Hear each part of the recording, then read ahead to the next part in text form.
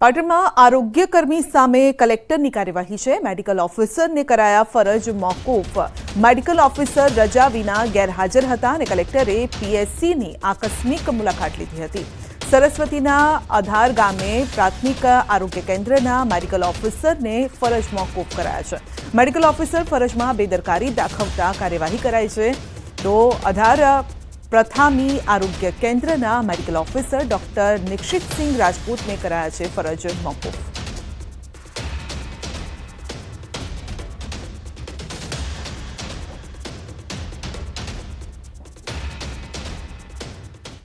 અને હવે વાત કરીશું ચાંદીપુરાથી ચેતજો।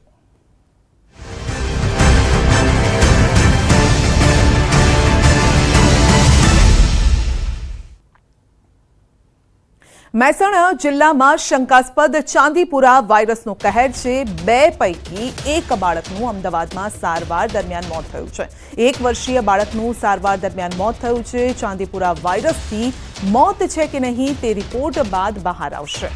પૂના મોકલાયેલો રિપોર્ટ અઠવાડિયામાં આવશે અને તાજેતરમાં મહેસાણા જિલ્લામાં ચાંદીપુરા વાયરસના 2 શંકાસ્પદ case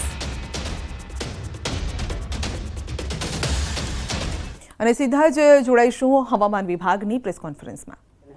8.9 kilometre above sea level और चौथा सिस्टम जो है वेस्टर्न डिस्टर्बेंस है जिसकी पोजीशन है 72 degree east and 32 degree north. इनके प्रभाव में आगामी 5-6 दिनों में गुजरात रीजन और सौराष्ट्र कच्छ में व्यापक वर्षा होने की संभावना है। तो कौन से डिस्ट्रिक्ट है जहाँ हेवी अगले 2 दिन के लिए सौराष्ट्र कच्छ में कुछ जिलों के लिए रेड अलर्ट दिया गया है, और जिसमें कि डे 1 में अगर हम देखते हैं तो अमरेली, गिर सोमनाथ, जूनागढ़ और द्वारका, राजकोट है। डे 2 में जूनागढ़, पोरबंदर, द्वारका, राजकोट, जामनगर इनमें रेड अलर्ट दिया गया है। अभी जो गुजरात रीजन में है उसमें कोई रेड अलर्ट नहीं है, लेकिन ऑरेंज अलर्ट दिया गया है। और सौराष्ट्र कच्छ में जो बाकी ज़िले हैं उनके लिए सभी के लिए डे 1 और डे 2 में ऑरेंज अलर्ट है, लाल रेड अलर्ट को छोड़ के। जो गुजरात रीजन का क्षेत्र है उसमें हमने जो ऑरेंज अलर्ट दिया है वो हमने सूरत, नवसारी, वलसाड में दिया गया है, और नॉर्थ गुजरात में भी कुछ पार्ट में दिया गया है, जैसे बानसकांठा, साबरकांठा, अरावली, दाहोद में भी दिया गया है। और डे 2 में सौराष्ट्र कच्छ में जो ऑरेंज अलर्ट है वो अमरेली, भावनगर, गिर सोमनाथ, बोटाड और सुरेंद्रनगर तथा मोरबी जिले में है। कच्छ में भी ऑरेंज अलर्ट दिया गया है डे 3 के लिए। और जो गुजरात रीजन में है डे 2 और डे 3 में ऑरेंज अलर्ट है, नवसारी में है, वलसाड में है, दमन है और DNH है। इसके अलावा डे 4 और 5 में कोई ऑरेंज अलर्ट नहीं है। कुछ साउथ गुजरात रीजन के हिस्सों में और येलो अलर्ट है। इसी तरह से सौराष्ट्र कच्छ में भी कुछ भावनगर, अमरेली वगैरह में येलो अलर्ट दिया गया है। अहमदाबाद में क्या स्थिति रहेगी? अहमदाबाद में सिटी के अकॉर्डिंग जो पूरा डिस्ट्रिक्ट है उसमें साउथ में थोड़ा सा हेवी रेनफॉल की उम्मीद है, जबकि सिटी में लाइट टू मॉडरेट थंडरस्टॉर्म और रेनफॉल होने की संभावना है। फिशरमैन वार्निंग डे 1 से डे 4 के लिए दिया गया है। पूरे गुजरात कोस्ट के लिए दिया गया है, जिसमें विंड स्पीड 35 से 45 किलोमीटर प्रति hour, gusting to 45 kilometre hour है। लेकिन साउथ गुजरात के लिए डे 2 और डे 3 में स्पीड थोड़ा बढ़कर 45 से 55 kilometre per hour, gusting to 65 kilometre per hour है। अभी तक कितनी बारिश हुई? अभी तक अगर ओवरऑल देखें हम तो एज ए स्टेट -3% है, मतलब 3% कम हुई है जो नॉर्मल आज तक होनी चाहिए। अगर हम रीजन वाइज देखें तो गुजरात रीजन में जो हुआ है 19% लेस हुआ है, मतलब एक नॉर्मल का 81% हुआ है। इसी तरह सौराष्ट्र कच्छ में नॉर्मल से 19% ज़्यादा हुआ है, एक्सेस हुआ है, मतलब 119% नॉर्मल का बारिश हुआ है।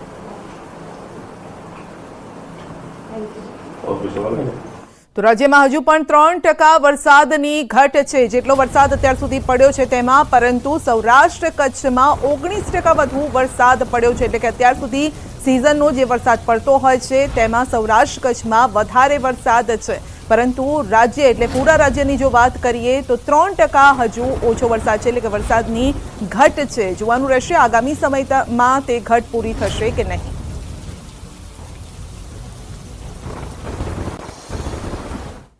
મહેસાણા જિલ્લામાં શંકાસ્પદ ચાંદીપુરા વાયરસનું કહેર યથાવત છે.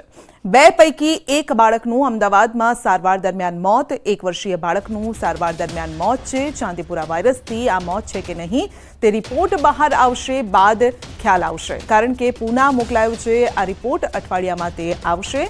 તાજેતરમાં મહેસાણા જિલ્લામાં ચાંદીપુરા વાયરસના 2 શંકાસ્પદ કેસ નોંધાયા હતા.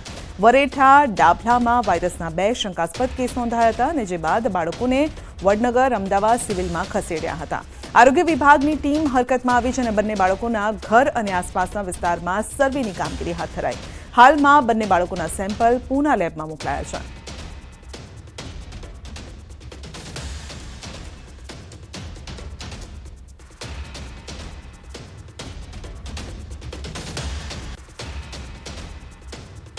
તો પંચમહાલમાં પણ શંકાસ્પદ ચાંદીપુરા વાયરસથી મોત થયું છે. ગોધરાના કોટડા ગામમાંથી શંકાસ્પદ ચાંદીપુરાનો કેસ મળ્યો છે. વડોદરામાં બાળકીનું સારવાર દરમિયાન મોત થયું છે. તબીબોના મતે બાળકીને તાવ, ખેંચ આવતા શ્વાસ લેવામાં તકલીફ પડી હતી. પંચમહાલ આરોગ્ય વિભાગે ગઈકાલે કોટડા ગામના બારિયા ફળિયામાં સર્વેની કામગીરી કરી હતી, જેમાં બાળકીના સેમ્પલ પૂના લેબોરેટરીમાં મોકલવામાં આવ્યા છે.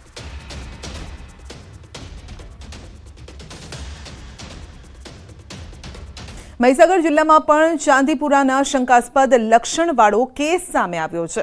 લુણાવાડા તાલુકાના જૂના રાબડિયા ગામે 5 વર્ષની બાળકીમાં ચાંદીપુરાના શંકાસ્પદ લક્ષણ જોવા મળ્યા. બાળકીને સારવાર અર્થે અમદાવાદ સિવિલ હોસ્પિટલમાં ખસેડવામાં આવી. સારવાર દરમિયાન બાળકીનું મોત થયું છે. શંકાસ્પદ વાયરસના કારણે અલગ અલગ ટીમો બનાવી આરોગ્ય વિભાગ દ્વારા જૂના રાબડિયા ગામે સર્વે હાથ ધરાયો છે. તો ચાંદીપુરાના શંકાસ્પદ લક્ષણો મહીસાગર જિલ્લામાં પણ જોવા મળ્યા છે અને જેના કારણે આરોગ્ય વિભાગ હરકતમાં આવ્યું છે.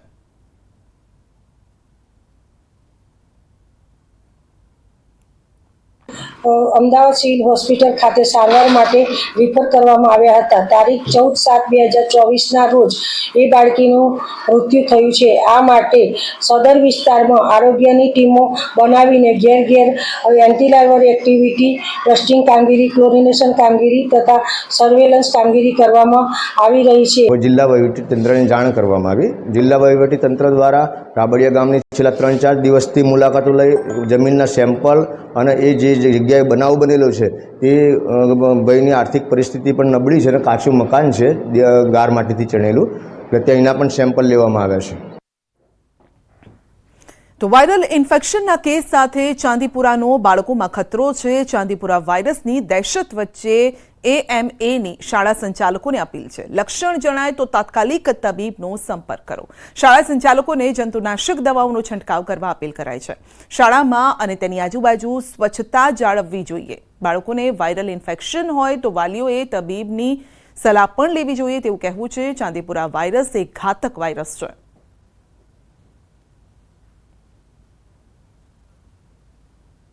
ચાંદીપુરા વાયરસની દહેશતને લઈ ફફડાટ ફેલાયો છે અને સાથે જ બાળકોના મૃત્યુ પણ થઈ રહ્યા છે. ત્યારે આપણે વધારે વિગત મેળવીશું. આપણી સાથે છે અમદાવાદ મેડિકલ એસોસિએશનના doctor Mukesh Maheshwari, vice president છે. સર, અત્યારે જે રીતે ચાંદીપુરા વાયરસ, એના મુખ્ય લક્ષણો શું છે અને શા માટે આટલી દહેશત જોવા મળી રહી છે, ફફડાટ જોવા મળી રહ્યો છે? વિભુ, ફફડાટ જોવાનું રીઝન એક જ છે કે આમાં ફેટાલિટી રેટ એટલે કે મૃત્યુનો દર ખૂબ ઊંચો છે. લગભગ 50 થી 75% સુધી મૃત્યુ દર હોઈ શકે છે. એટલા માટે આની દહેશત ફેલાઈ છે.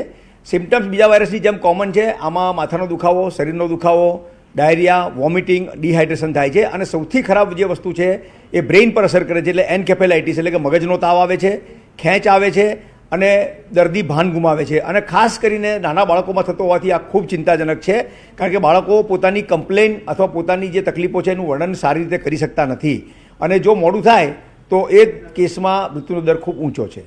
સાહેબ, ખાસ કરીને બાળકોમાં થાય છે અને આ સામાન્ય લક્ષણો જે તાવના દેખાતા હોય તેવા જ લક્ષણો છે, એટલે લાગે છે કે એમાં પણ ગફલતમાં લોકો રહી જાય છે કે સામાન્ય તાવ છે, 2 દિવસમાં ઉતરી જશે અને પછી આગળ વધારે પડતો તાવ આવી જાય છે, મગજમાં તાવ ચડી જાય છે. ચોક્કસથી એ બનવાનું શક્યતા ખૂબ હોય છે અને નાના બાળકોમાં આ શક્યતા વધી જાય છે. એટલે આ ટાઈપના કોઈ પણ લક્ષણ દેખાય, શરીરનો દુખાવો હોય, માથાનો દુખાવો હોય, ડાયરિયા, વોમિટિંગ થાય તો એવા દર્દીને તરત જ હોસ્પિટલમાં લઈ જઈએ અને એનું હાઇડ્રેશન સારી રીતે કરીએ અને ફ્લુઇડ્સ આપીએ, તાવ માટેની દવા આવીએ તો આપણે ચોક્કસથી એને બચાવી શકીએ છીએ. અને જો ખેંચ આવે તો ખેંચની દવા તાત્કાલિક ચાલુ કરી લેવી જોઈએ, જેથી દર્દીને બચાવી શકાય.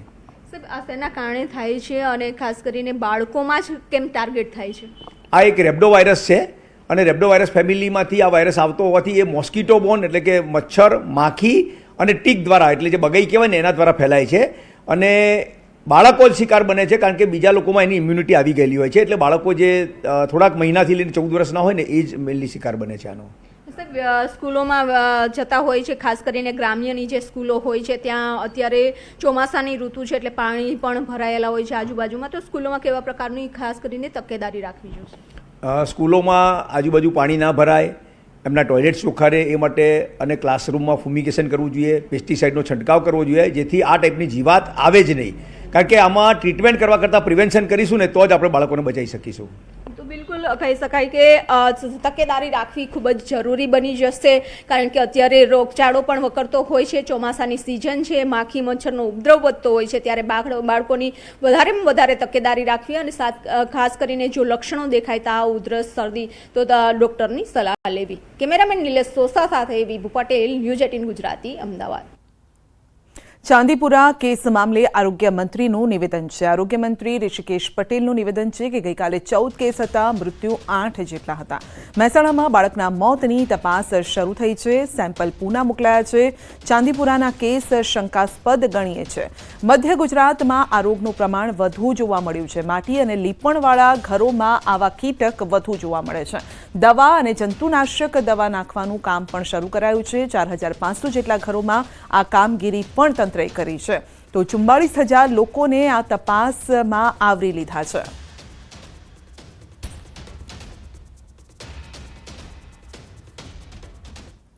આ કેસો ગઈકાલે 14 જેટલા હતા ને એમાંથી મૃત્યુ 8 થી 9 જેવા હતા. હવે કયા કારણોસર એ તો એની વિગતવાર તપાસ કરી અને ચાંદીપુરમનો જે રોગ છે સેન્ડ ફ્લાય એટલે કે રેતીની માખથી આ થતો રોગ, એ રોગ હજુ એના જે નમૂનાઓ ખરા એ આપણે પૂના મોકલ્યા છે. અત્યારે આપણે સસ્પેક્ટેડ ગણીએ છીએ કારણ કે એના લક્ષણો આને મળતા આવે છે. અમદાવાદમાં લૂંટ વિથ ફાયરિંગનો કેસ સામે આવ્યો છે. 20 કલાક બાદ પણ આરોપી પોલીસ પકડથી દૂર છે. ગાંધી રોડ પર સોની વેપારી સાથે થઈ હતી લૂંટ. લૂંટની ઘટના સીસીટીવીમાં કેદ થઈ.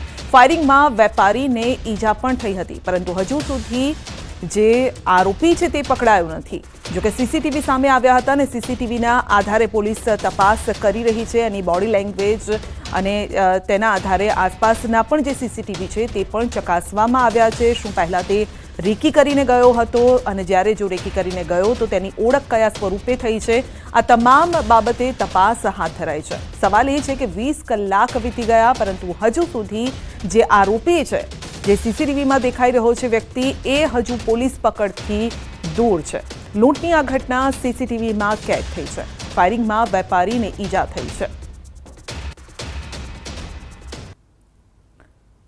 તો દ્રશ્યો સામે આવ્યા છે. સામાન્ય રીતે અમદાવાદનો આ એવો વિસ્તાર છે જે ભરચક વિસ્તાર હોય છે, પરંતુ તેમાં પણ જે રીતે આરોપી ધસી આવે છે અને ત્યારબાદ તે વેપારી પર બંદૂક તાકી દે છે, જેમાં વેપારીની ઈજા પણ થાય છે. સવાલ એ છે કે ક્યાં છે આરોપી? આ અંગે વધુ અપડેટ મેળવીશું સંવાદદાતા નવીન પાસેથી.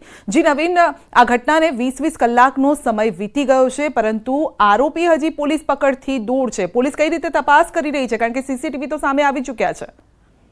સંધ્યા, સૌથી મોટો સવાલ અહીંયા એ છે કે એક વીકની અંદર 2 મોટા લૂંટ અને બંનેમાં ફાયરિંગ થયો છે, માત્ર એક ઘટનામાં નથી.